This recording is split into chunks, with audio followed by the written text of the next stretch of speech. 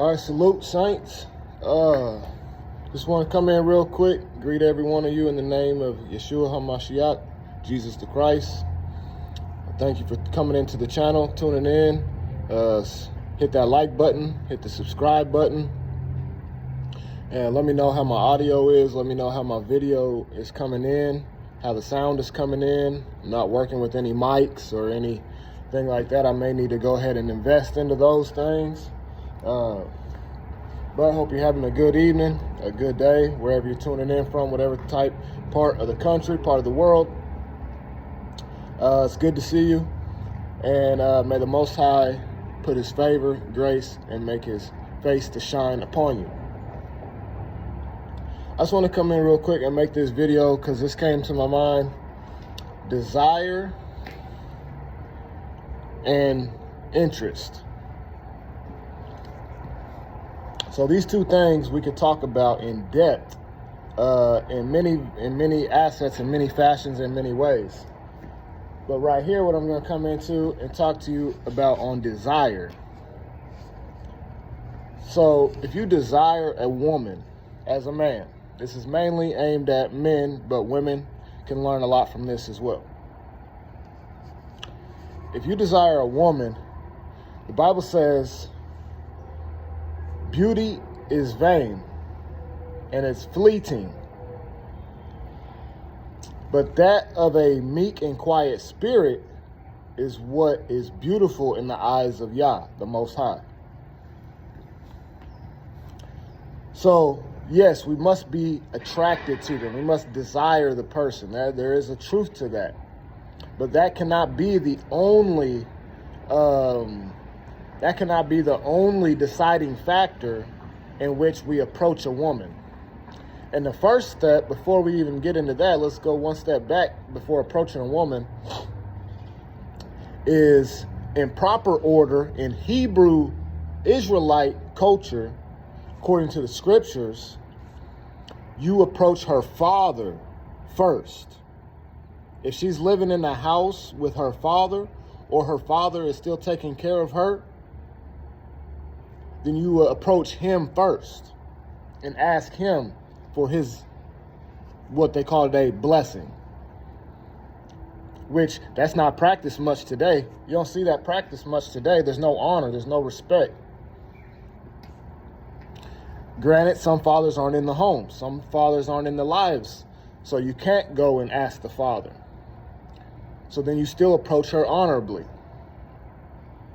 and ask her maybe if she has a man in her life who she views as her father or as a male figure that she looks up to that has helped her in her life via her uncle, via her great-grandfather or her grandfather, or her, if she has a pastor, a shepherd, somebody that she has said that she gets counsel from, that you should go speak to them and talk to them as well.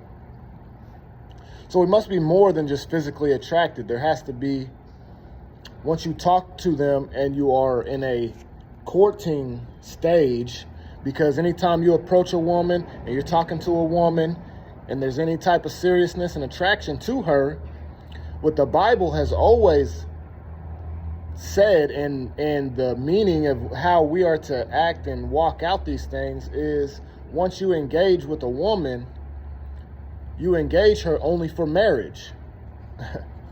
You don't engage to just date around, to just test drive these vehicles. No. When you engage a woman, it's for marriage. Don't engage women that you don't intend or could see yourself marrying and having children with. View each woman as, this is the potential mother of my child.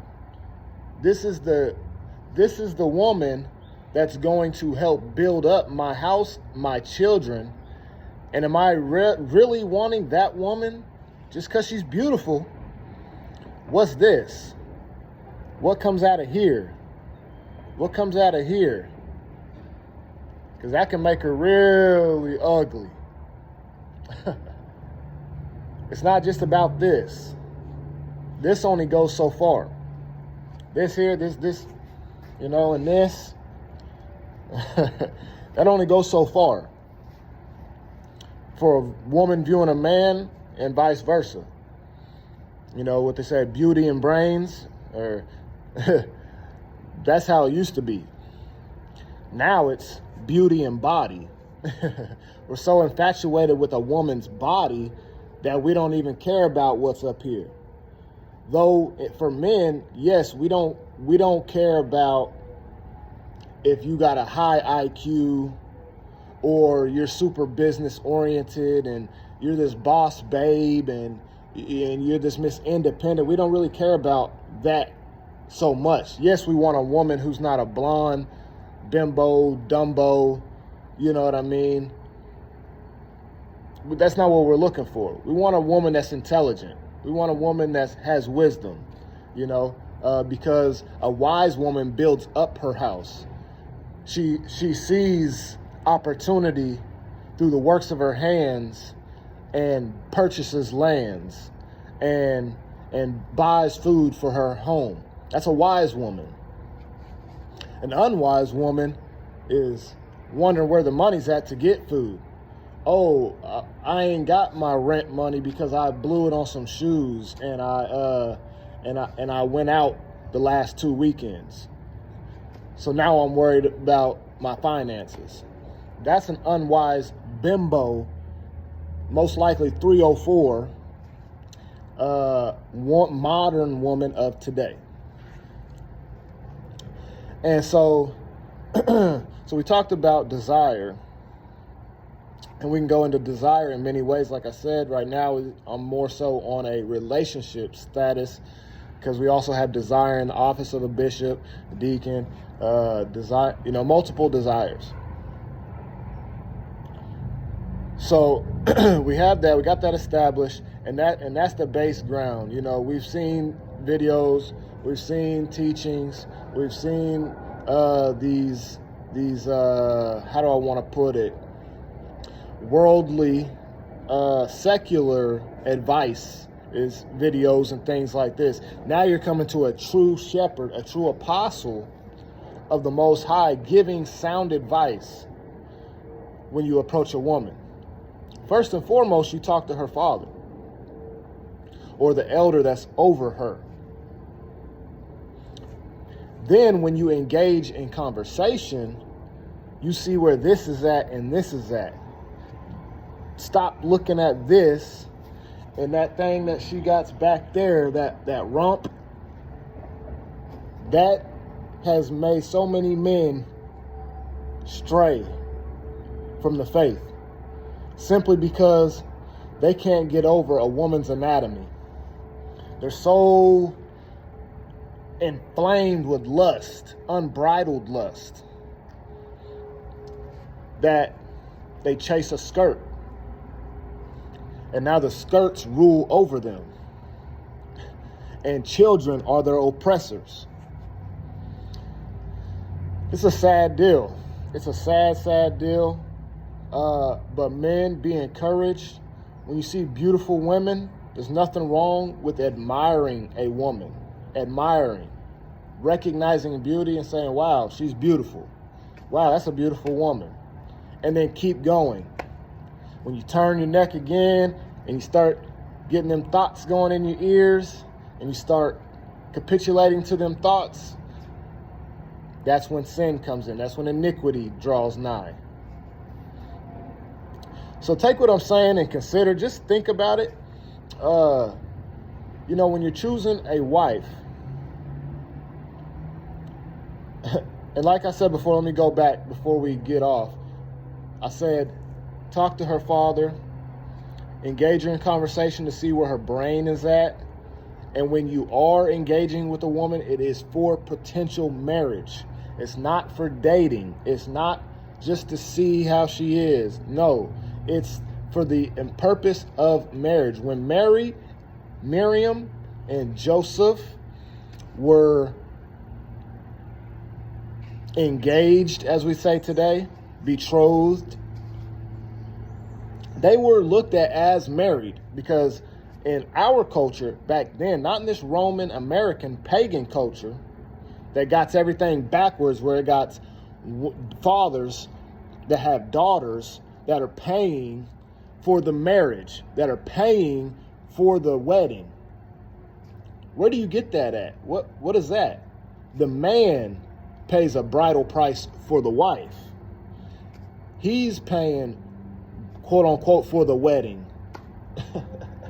It's so backwards. Everything here in this culture is backwards. And that's exactly what the Hasatan Satan wants to do. He flips everything backwards. God said. Did God really say?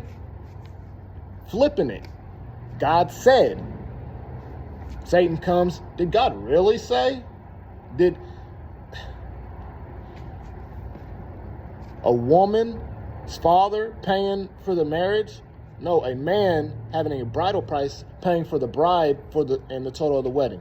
The father that has the daughter wants to contribute, food, drinks, whatnot, fine, But that's not what we push in Israel. That's not what we push in the truth.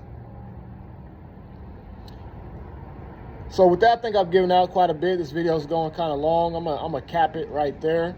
Got work to do. We got work to get back to. As you see, we got the impact. We're putting up sheetrock. We're hanging up sheetrock. And this is a skill that many of you brothers need to get. You need to have this skill. Because we're called to build our houses.